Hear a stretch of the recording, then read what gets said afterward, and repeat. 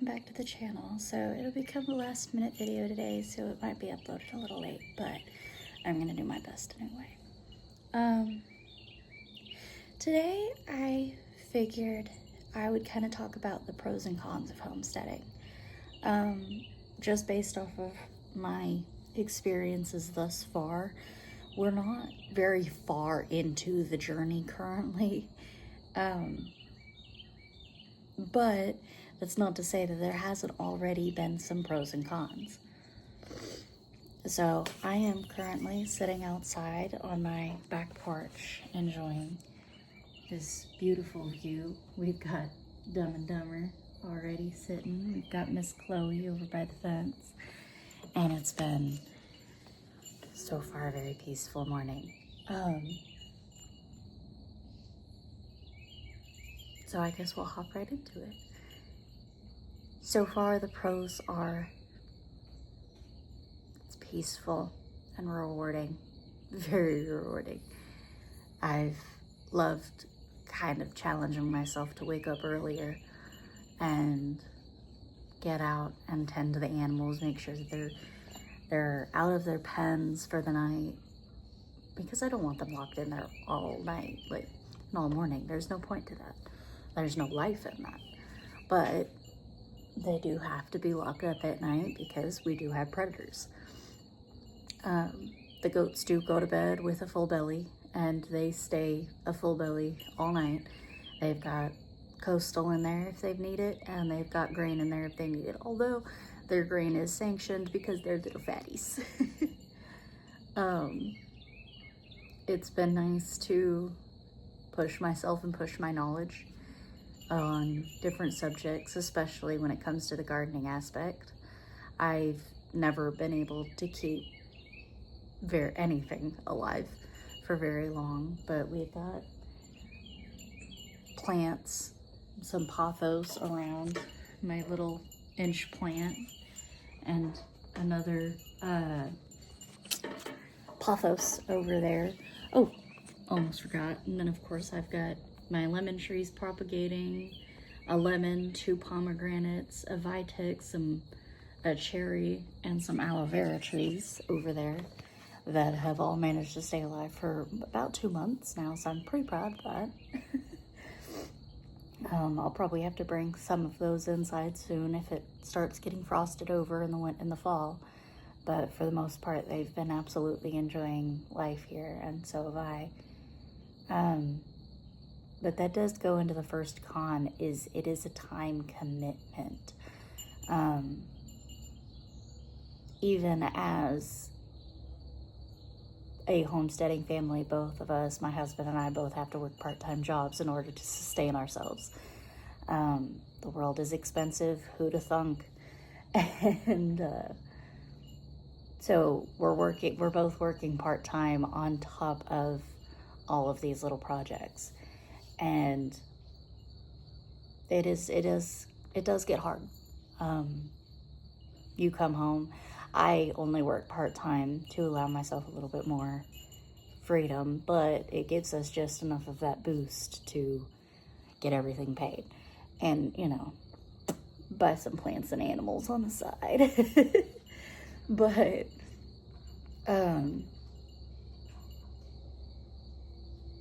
there's a woodpecker in the tree.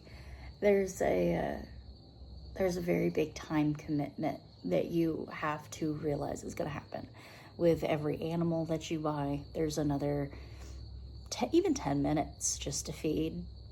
If you're buying chickens, it's another 20 minutes to go collect eggs, depending on how many you have, depending on the space you have. If you've got quail, eggs, feeding, the more goats you have, the more time you have to commit to generalized care. We're talking hoof trimming, we're talking looking at skirts and horns if you've gone that route, making sure that they're trimmed down and not going into the back of their heads. Although if you've got goats with horns that have been growing into the back of their heads, do not breed those goats. That is a genetic deformality, and that can pass down to their offspring. Side note, I can get into that in another video, but it's a time commitment. I mean, even with the horse that is mostly pasture bound, I'm still going out there daily and checking her legs and checking her udders and making sure that any new scrapes or bruises, get some aloe spray on them, especially if they're bad enough. With the donkey, I mean, I spent 2 years on the donkey almost every other day going out there making sure that even if she wouldn't allow me to touch her, that I could go out and at least relatively check her over, make sure that if she needs her hooves done because she can't find a spot to wear them down naturally, that we can get a farrier out here. I mean, we're checking hooves daily, even on the goats. It's a once a month commitment on hooves. And then, of course, you just, really, it's a lot of time spent. Going back to a pro, honestly, it's nice to have animal companionship. It's nice to, like, focusing on the animal part of things. Is the animal companionship is nice. Once you do this every single morning and every single night of putting everybody away and telling everybody good night and kissing them on the foreheads, they do start to recognize the hand that feeds. And, you know, especially Badger. Badger was nearly untouchable when I first got him. He'd put up a fight getting you to catch him, but now, you know, in the mornings he'll come up to me and he'll ask for pets. He wants me to pet him, and that's huge for a goat like Badger. He's not necessarily a pet goat. He very much just wants to be left alone. He's like, Morgan, on the other hand, has always been kind of a love bug. He always wanted pets. I mean, he was scared, but it goes into, you know, you don't want a stranger coming up to you and touching you. So why would a goat want a stranger want someone coming up and touching them?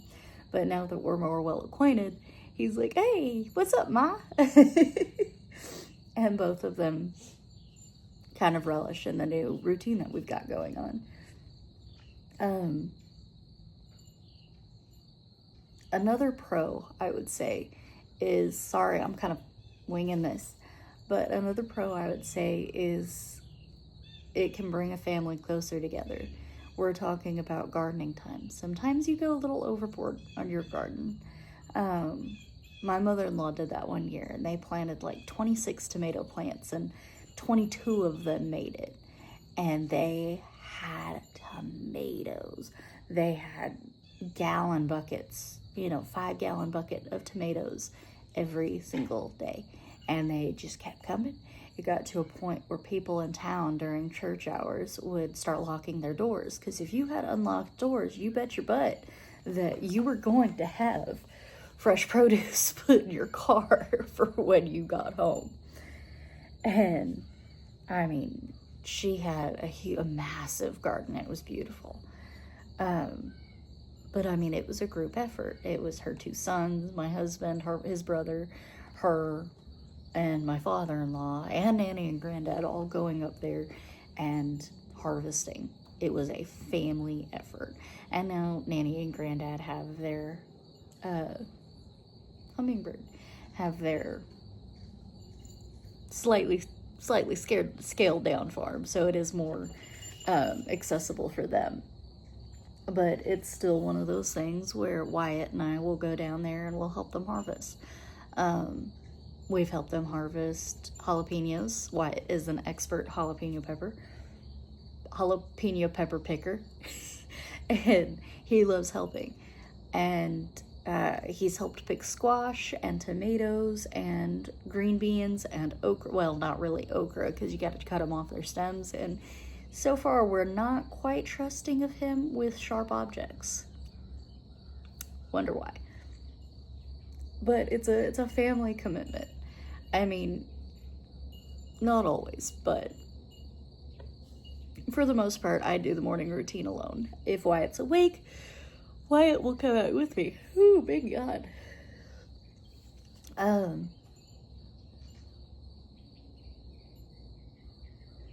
It's money. another going into a con. It is a lot of money to get started out. You can do things a little bit cheaper, kind of like we are with the trying to go the pallet route, but you can get a bunch of free pallets. Woohoo, you've got free wood. But you do still need to treat some of it. So, you know, you're going to spend a decent portion on stain if you want it to look kind of pretty. You still need T-posts or cement or whatever you plan to do to keep them upright.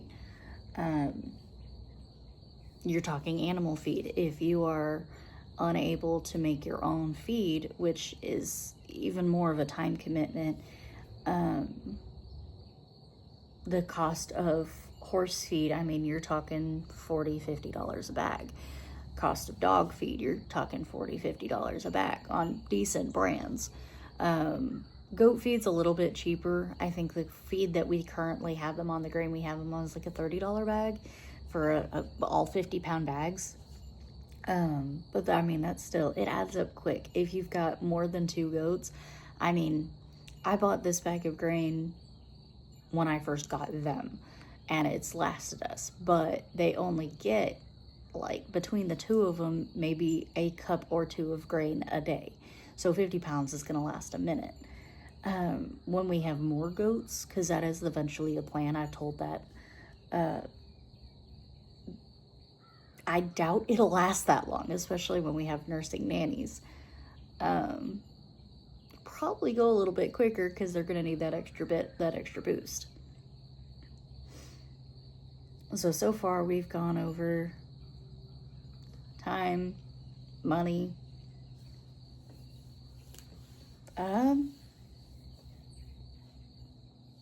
Overall, I would say that it gives you a sense of freedom. It gives you kind of a goal to work towards, if that makes sense. There's always something you can improve upon, whether it be like, and I love that part. This would be a pro, is the challenge of it all. Of, okay, you still need to, I've never cut a goat's hooves before. So now it's up to you to go to the library, go to YouTube, go to TikTok, you know, go to any reliable source that's been doing this for a minute and watch videos and read books and figure out, okay, what the hell am I doing? And figure out how to cut a goat's hooves. Okay, well, now what do goats eat? You know, there's stuff out there that's saying that male goats can't have grain because it causes urinary tract infections. There's stuff out there saying that they can have grain because it's a myth. I mean, you have to check your sources. You're talking which breed of chicken is best for our farm. I mean, do I need something that's flighty and more predator proof, or do I need something that's more friendly and docile and will let me pick them up? And I mean, that's fun and all, but is that the proper chicken breed for your farm? Do I need chickens that will lay an egg every single day reliably, or 5+ eggs a week? Do I need that many eggs? It's a lot of research, and kind of goes back and ties back into the time commitment of making sure that you're doing what's right for your homestead. Chickens are a very popular choice on a homestead. I chose to start with goats. Now we do have 60, well, I guess it's down to 58 now. We do had 2 perish. But we have essentially 60 chickens up the hill. And Wyatt and I do go up there and collect eggs almost every single day. And we're getting, yesterday we got 6 from the bottom and 14 from the top chickens. We have so many that they're split into 2 pens, just to cut down on bullying issues, because chickens are bullies. They are descendants of dinosaurs, so they need a quote-unquote pecking order. They will bully each other. And it's another thing to watch out for is, are your animals bullying each other and are they compatible for themselves? But we get 16 plus eggs every single day, and half of our chickens still aren't even laying yet. We've just started getting some other chickens to lay. And that's a lot. And thankfully, we have a really good church community and a really good community that we take all of the eggs to church every Sunday, and Nanny hands them out. And goes, hey, do y'all need farm fresh eggs? And they go, yeah. Nanny goes, here's a carton. Bring back your egg carton and I'll give you more next week. You know, as long as she's got cartons on hand, she's more than willing to hand out cartons. And that's honestly pretty cool. But it's very much a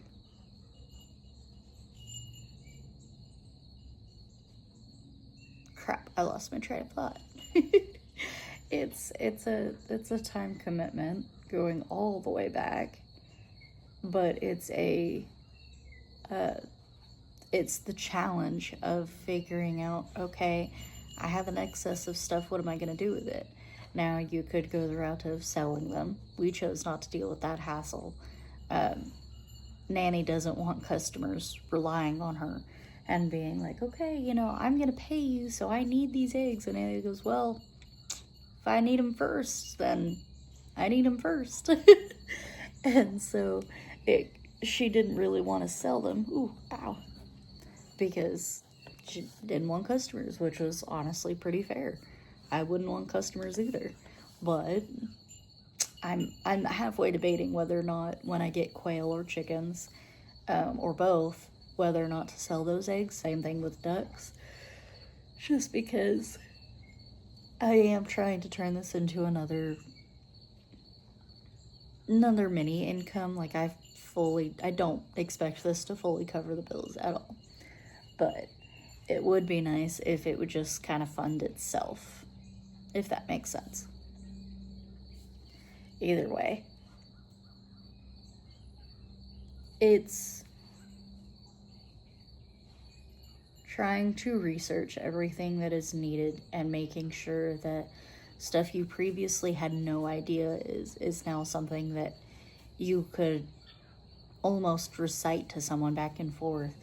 Gaining that knowledge is something that's really cool to me. I love challenging myself to learn new things, and when it comes to animals, you're always learning. Especially with horses and goats, there are a lot of injuries I didn't know they could get. You know, you think about it, and you've seen it before, where people post on TikTok of, oh, my horse got this gruesome injury, I have no idea how they do it. And, you know, oh, my horse rolled over on a deer antler or deer shed, and now they have an antler sticking out of their butt. Like, horses injure themselves in a stupid way. Goats injure themselves in stupid ways. And you have to know how to doctor them, because not everybody has access to a vet. And I would say that would kind of go into a con of vet bills. It kind of follows the money route, but it is an entirely different thing. Being able to homestead is being able to make sure that your animals have proper care. And that gets expensive as heck. We're talking, I talked about this on my last video, but just Chloe's vet visit that we took her to, not because she was injured, but because we wanted to breed her. $800, $900. And we got nothing out of that. We basically said, okay, let's try again next year. Great. So now I have to choose to spend another $900 next year for also a possibly nothing. Goats. I've seen people drop $400,000, $500,000 on their goat because of an impaction, a urinary tract infection,